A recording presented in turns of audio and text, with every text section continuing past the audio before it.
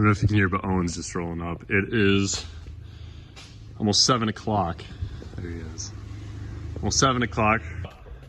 The Beamer is on the lift, per usual. Got the Golf. We got the E30. Owen's here. But we got an exciting package in the mail the other day. And it's probably going to take multiple days to get it on, but it's a good one. So fresh from ISC, we got brand new adjustable coilovers. I'm actually pretty pumped about these. Should offer the adjustability that I want. I mean, it came with everything. I got the camber plates, dampening, came with end links, everything. And they're a little cheaper, but I'm really excited just so I can really dial in my front camber alignment. So this thing should handle 100 times better on track. But I got some work ahead of me, so let's get after it.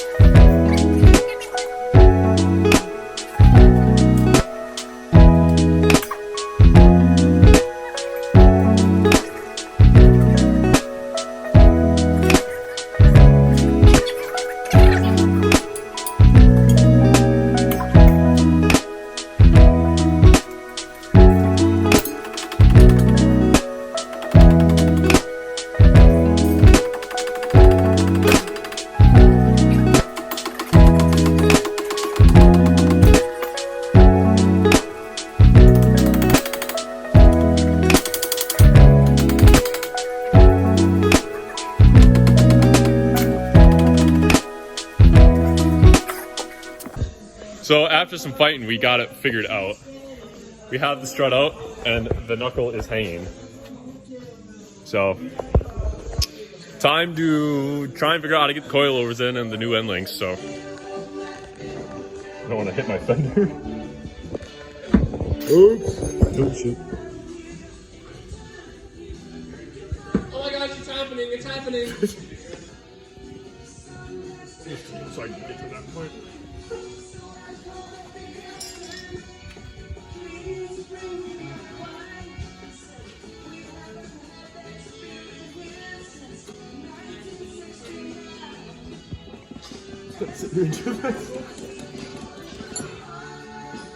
Just put it up in the screws. We can jack it up the rest of the way. No, it needs to twist to the left.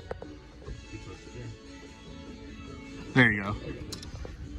I had to go lift it so much higher from the stock strut, dude. Holy smokes. That's so tough. I'm curious to how much it's gonna go in. Not as much, but still like an inch or something. I didn't even know that was recording. This bitch been recording for 22 and a half minutes. Welcome to Islam. Oh my gosh, it's gonna be tight.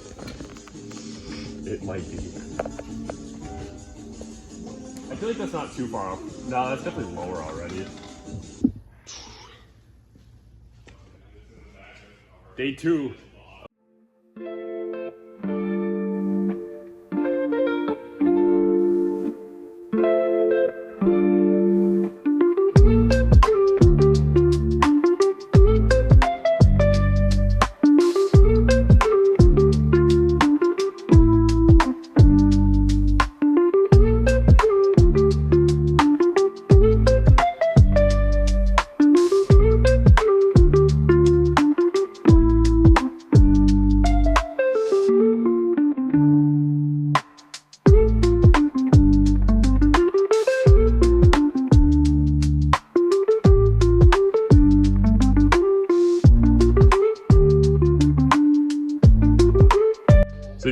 see that because the camera probably fell. I got a chisel in here, and it just, the second I got enough tension in the chisel, it just dropped. So it goes to show you don't always need the right tools for the job. So we're gonna drop this fully, get that strut mounts out, and then slip the new one in.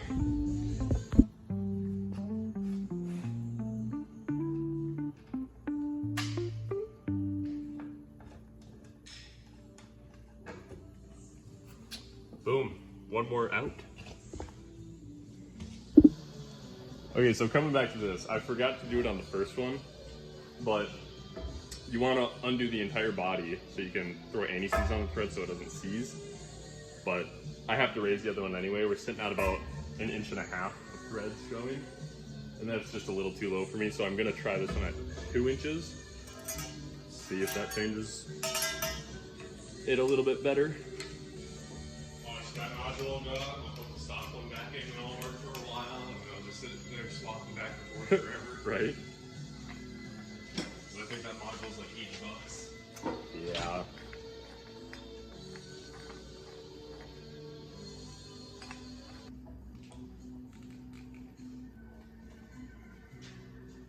It still pulls good on this.